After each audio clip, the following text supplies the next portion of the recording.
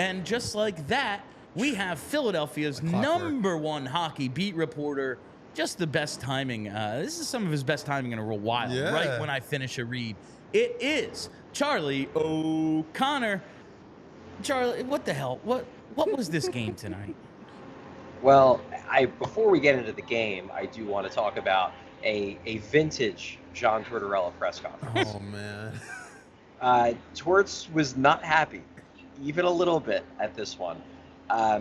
He despised the team's second period. And I think what it's abundantly clear he was going for with that move, like he knew, and he straight up said, I put Fedotov in a hell of a spot. I think he knew that putting Fedotov out there was probably asking too much of the kid. He's 4 days after coming over, that in a way, it almost was unfair to ask him to salvage this game. This is their biggest game of the year so far. And Fedotov goes out there and honestly plays quite well. I mean, was he perfect? No, but he was as good as you could have reasonably expected him to be. And I think a big reason why Tortorella put him out there is his thought was, if I put Fedotov out there, the guys will kill themselves to protect him. And maybe for the first 4 minutes of the second period, they played well. Sanheim scores the goal on a really great end-to-end rush to start the second period. They have some good shifts afterwards. To me, once they had that Barzell breakaway that Fedotov makes a save on, the rest of that period, the Flyers just they were passengers. They were watching. If Fedotov was as rusty as I feared he was going to be, the Flyers would have been down 7-0. Or 7, whatever the Flyers had. And Tortorella was livid because he clearly wanted to see the team, rip their hearts out of their chest to protect the goalie who really shouldn't even be playing. And instead, they sagged. They got worse in the second period under Fedotov than they were in the first under Ersson. And I mean, we got some really good quotes. I put it in otter, so these quotes aren't perfect, but I wanted to have some of them to read off. For the post-game show. Answer to the first question was one word, soft, and then one guy played, the goal. then we got, what else we have here? We have him talking about how essentially it's just the regular season, but we're learning about players in these games. He strongly implied, well, we learned about some guys. Then he did say, I like the pushback in the third period. Then I guess he took a step back and he's like, I don't want to give him too much credit. And then he stepped back and he's like, I liked some players in the third period. Other guys don't have a clue how to play in these types of situations. So, and then we got that was embarrassing. The second period for the Philadelphia Flyer uniform, the way we played, embarrassing. So it was a vintage John Tortorella press conference. I don't know if I've seen him that angry as head coach of the Flyers as he was about how the Flyers played the second period in particular. It's hard not to and listen, part of his job is kind of not allowing them to do that, but he can't go on the ice for them, so I get why he is frustrated with them. But Charlie, like, the biggest frustration for me in this game is whether it's you get a guy like Noah Cates scoring his 4th goal of the year early in the game, and then like no follow-up. You get the Fedotov move to start the second, and then you get Sanheim scoring right away on a great end-to-end rush, no follow-up. You get the third period where you push back, you tie the game with 9 seconds left, and then in overtime, no follow-up. Is this part of them being out of gas? Like, why can't they sustain any momentum? We see teams do it to them. Like, they build on, okay, that was an okay period, that was an okay shift, and then 3 shifts later, they score another goal. Why can't the Flyers sustain anything? Well, I don't know. I don't know if I would. I have a lot of issues with the way the Flyers play this game. I don't know if I would identify that one as a big one. Like, overtime, look, that happens.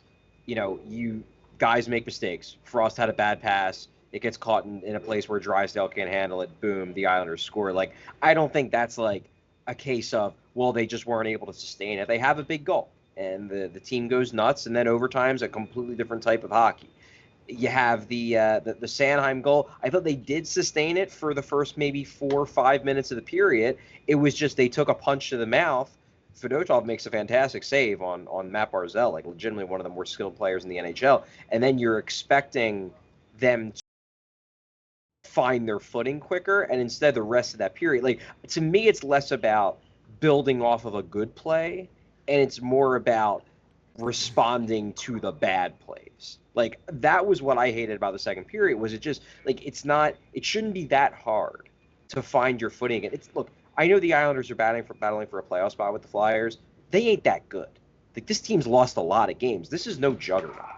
The Flyers, given the motivation that they should have had, given that they were playing in front of a goalie who hasn't even been in this country for a week, who is still breaking in his goalie equipment, you should not have allowed the New York Islanders, a mediocre at best team, to run all over you for almost an entire period in that guy's first period at the NHL level. Like that, I understand why Torts was so mad about it. And I mean, another quote he had was, if you don't have enough balls to play in these types of games, rest doesn't do you any good.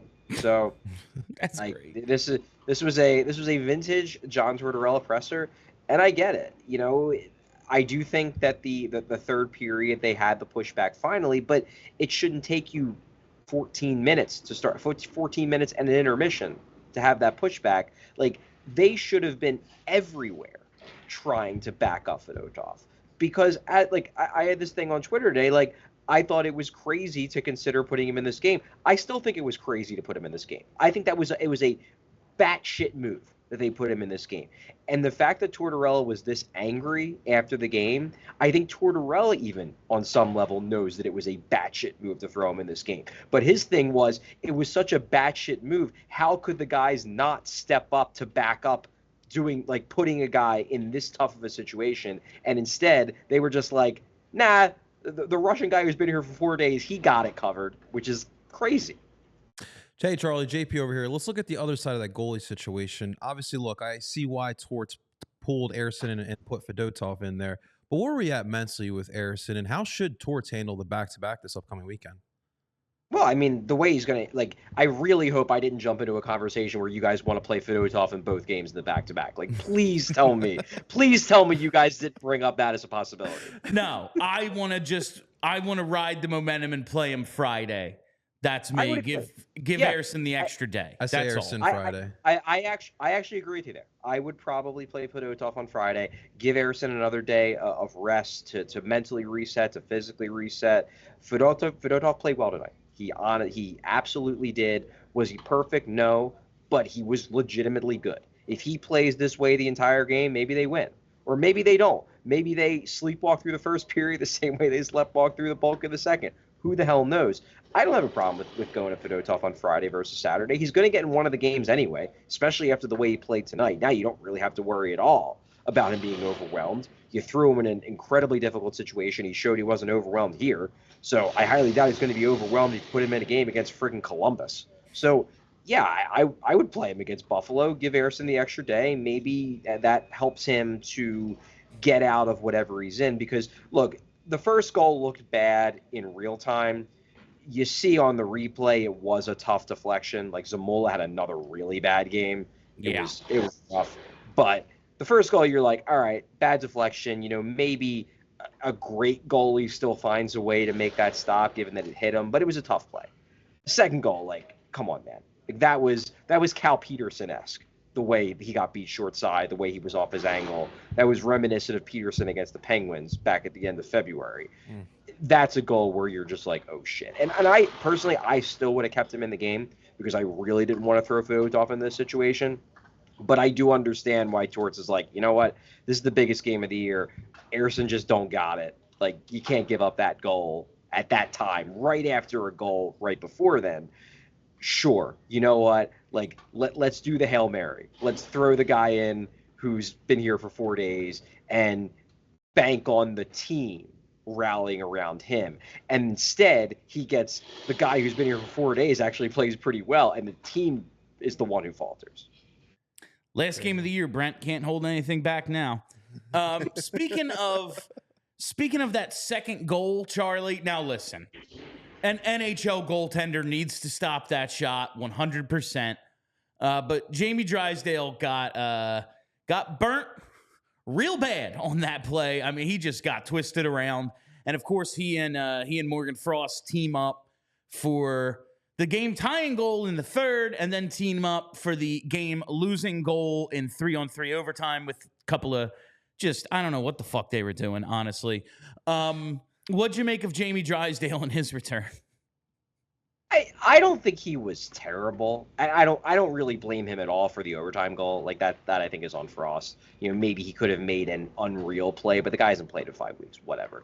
The first goal, he basically just gets caught in no man's land in that 3-on-2. Like if you're going to sell out to deflect the pass, sell out to deflect the pass. If you're going to try to keep the guy to the outside, let the pass go and put yourself in position to deflect the shot or block the shot entirely. Instead, he's in no man's land, and the guy doesn't fully turn the corner on him, but it isn't good coverage. It's just like that's just an example of rust. That's an example of the guy hasn't played for 5 weeks. He needs to get back in the swing of making split-second decisions and understanding what his gap should be when a guy's coming at him at speed when it's an odd man rush. Like those are tough plays. They're really tough after you miss 5 weeks. So I'm not gonna kill him for the first goal. It wasn't a good play. Aarson still it wasn't so bad that he hung his goalie out to dry. It was a mistake. It wasn't a killer mistake because Sam Aarson still should be able to make the friggin' save. But it was a mistake, and it was a mistake I think born out of rust. The overtime play, I pin that more on Frost. The rest of the game, was he great? No, but I wasn't expecting him to be great. He was fine. I thought there were some times in the offensive zone he did show off his skating ability, why we're so excited about him. I was actually intrigued to see that they gave him as much ice time as they did, and I knew some of that was power play. He was on the power play and plays at Cam York, but he got almost 21 minutes in this game. So, more than Nick Seeler, and again, Seeler isn't on the power play, but Seeler's on the penalty kill. They're both on one of the special teams units. They relied pretty heavily on Drysdale. So I got the sense, at least based on the ice time, that Tortorella and Bradshaw were relatively satisfied with Drysdale. And I feel like that's kind of where I came out of it. Again, not killing him for the first goal. Did he look rusty? Sure. But he made some plays, and I had low expectations for him going into this game. He obviously has the play to help set up the game winner, so he provided something. As disappointing as this game is, getting that point was huge. Like, if you lose in regulation to the Islanders, then you're in real trouble. This is bad. They're in a bad spot. They've now let the Islanders back in, and Detroit won tonight, so they're very much on the bubble now. They're not really protecting a spot. They are officially battling for a spot. But if you lost this game in regulation versus getting a point, that was huge, and Drysdale was part of it. So, I don't know. He was meh, but I was expecting meh, so grading on the curve of my expectations, he was fine. Charlie, let's look at another positive here. Look, we don't know if this team is going to make the playoffs, but this is some valuable hockey for a lot of these young players.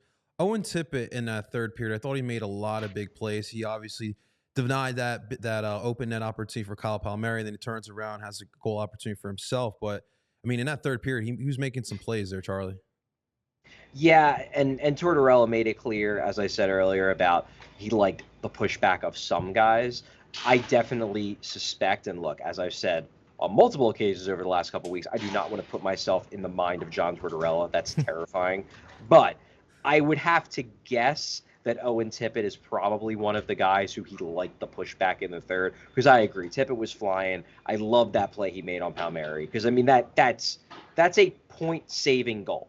Or point-saving play, because if he doesn't, he's coming from the other side of the ice, and obviously he's a great skater, but it's not an easy play to make even for a great skater. And he gets over there, prevents Palmieri from putting the puck in the open net, and then the Flyers get a point because he made that play. Like, yes, Morgan Frost scored the goal. Morgan Frost does not have the chance to score that goal if Owen Tippett doesn't prevent the game-clinching goal. So Tippett, again, not saying he had a perfect game, but I agree. Third period, he was really good. The guy who, I mean, this is going to be interesting. And, Tortorella obviously didn't call anybody out by name. But it's worth noting, John Tortorella is very angry after this game. Basically says, you learn something about guys, and I'm glad we're in these games because I'm learning some guys just have no idea how to play in these types of situations. Travis Konechny has the turnover on the goal at the end of the second period. Doesn't play for the first 7.5 minutes of the third period. He eventually gets in, probably because, at some point you need a friggin' goal and he's your best offensive player. but it would not shock me at all if a not insignificant portion of Tortorella's anger in that post-game press conference was directed at Travis Konechny, who he expects a lot more from than to make, what I guess he would probably call a soft play on that goal at the end of the second period. I can't help but think what kind of money Travis Konechny might be costing himself with this play down the stretch. Another veteran who disappeared in this one, Chuck, through no fault of his own. It wasn't an effort thing. It was getting thrown into the boards a la 2016 against the Caps style. Sean Couturier, do we know anything? Is he? No. Okay. We asked John Tortorella after the Yes. game. He said he had no update. But even if John Tortorella has an update, he's not going to give it to us. Like that's just not going to happen. I haven't heard anything from anybody yet. That said, I wasn't really expecting to. The one thing I will say that's interesting, and maybe this is just an oversight, I don't want to look too far into it, but usually we do get an update from like Flyers public relations saying, Sean Couturier is out for the rest of the game with an upper body injury. We never got that update, which does give me some hope that maybe there was always some hope he was going to be able to come back. They never officially ruled him out. He just never came back. And again, maybe just a PR oversight. That's always possible. But the fact that they never officially ruled him out does make me wonder if, he was trying to, get his arm back into a shoulder pad or something and just couldn't friggin' do it. You don't know. We're obviously not in that room. But that was notable that he was never officially ruled out. Look, the play didn't look good. And you could see when he was skating over, when they zoomed in, his right shoulder's up, and you're just like, shit, that looks like a potential separation. At the very least, a sprain. But I mean, that could be collarbone, that could be shoulder. There's a lot of things, and it's a bummer. I feel bad for Couturier, truthfully, because I mean, he's been through it this season. He's obviously been through it the last few weeks. Finally tonight, in a big game, he gets put back on the top line. He gets put on the power play, and I thought his first few shifts in this game were pretty good. I thought it looked like he had jump. It looked like he was setting himself up to potentially rise to the occasion, and then that happens, and then he's out for the rest of the game. I hope for his sake he's okay. I'm going to be honest. Look, I'm a big Sean Couturier fan. I want him to work his way through this. It's not going to kill the Flyers if he misses the rest of the season, given what he's been providing the Flyers over the last few weeks. He's still an NHL player. He's been playing a decent bottom six center, so it's not going to be a good thing that he's out. But this isn't like they're losing peak Sean Couturier in the midst of a playoff race. They'd be losing diminished version Sean Couturier. So I hope he's okay. I hope he can come back for practice later this week and doesn't miss a game. I guess we'll see. But this isn't a devastating loss for the Flyers, given the way he's been playing over the last month and a half, 2 months, if he does indeed miss a lot of time with this injury. Yeah, it's truly heartbreaking there. You mentioned Coots. You also mentioned TK in the beginning of the third period. I want to focus on third period again. Is there anything you make of? We saw a lot again of Paling Hathaway Cates line in that third period. And I mean, I guess at that point, what else are you going to put out there, right, Charlie? Well, I don't think it's any coincidence. John Tortorella is in love with that line, and he is. They are. I think I've said it on one of these post games. They are the platonic ideal of a hockey line for him. If they could score, he'd probably play them 30 minutes a game. Yeah. The fact that they can't score is the only thing that prevents him from using them as his first line, because he loves them. He loves Ryan Paling. He loves the way he plays. He loves the relentless style. How could any old school hockey man not love the way Garnet Hathaway plays? I mean, new school hockey people love the way Garnet Hathaway plays too. Everybody loves it. And Noah Cates, he kicks off the game with a snipe of a goal. I thought he was strong for most of the game. So to me, it's just a perfect example of Torts loves that line. And there were clearly other guys whose games he didn't like at all. Namely, I suspect Travis Konechny, but I suspect there were probably others. So if you're going to pull back on TK's minutes, obviously he wasn't playing Delorier, and Sean Couturier was hurt. That leaves you 2 lines. One of them is the Paling line. So I guess that's why Paling and his line played so much in the third. Well, Charlie, I guess they could always lean on Cam Atkinson, who played 14 minutes tonight. And had he played no minutes, he would have put up the exact same stat line. All zeros across the board. Now, he almost made a play at one point, I think in the first, and I was like, oh, all right, we got. But no, I don't even care about Atkinson because he's a non-factor at this point. Joel Farabee, another no-show game. They just have too many guys. I don't want to say, like, it feels ridiculous to single out, okay, well, Farabee, well, Atkinson, well, Zamula. Well, like, it just seems like they have way too many passengers right now. How did they get any of these dudes going? Well, I mean, some guys I don't think it's possible. Like, I don't think Cam Atkinson is getting going. I think, whether he's finished as an NHL caliber player, or if it's just that he's finished this season as an NHL caliber player and maybe give him a full offseason, he can have a bounce back year next year. That remains to be seen. But yeah, he could have played 20 minutes in this game and I wouldn't have seen him. He was on the power play probably because they were punishing TK in the third, but it's not like he really did anything on it.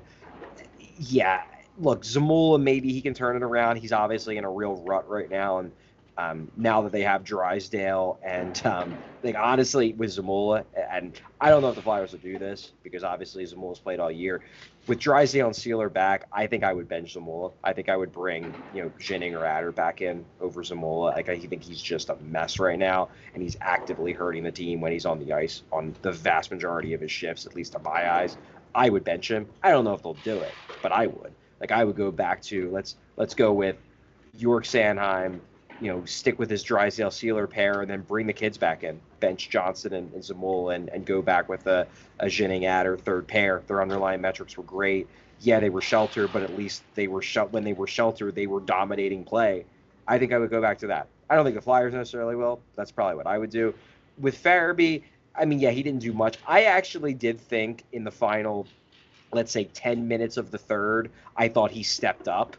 The thing is that you shouldn't have to wait 5/6 of a game for one of your better players to step up. But I did see the good Joel Farabee at the end of that game. He almost scores on a really good chance, like the first really good chance they had in that third period.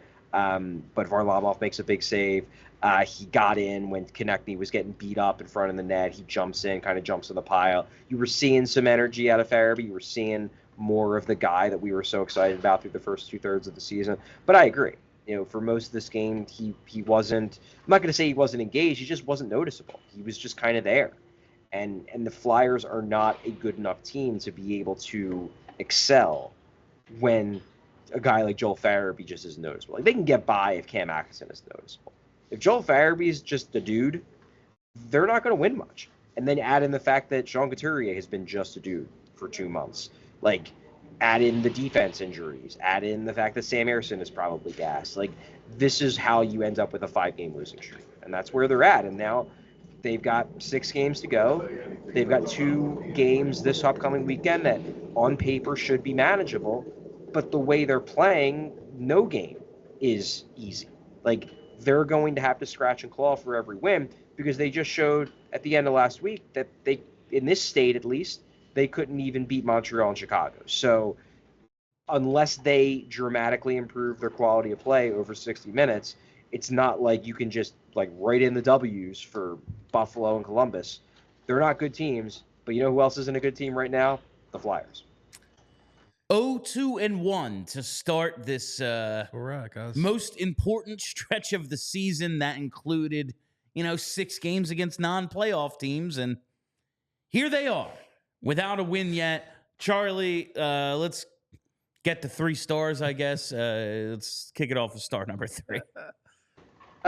Star number 3, God. I guess I'll go with Brock Nelson.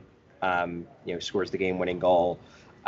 He wasn't jumping out at me, but he gets the game winner. This is a base. I mean, for the Flyers, we talk about him. We talked about this, me and Bill, off air. The idea of must-win games. You can't really call this a must-win game because they lost it and they're not out of the playoff mix.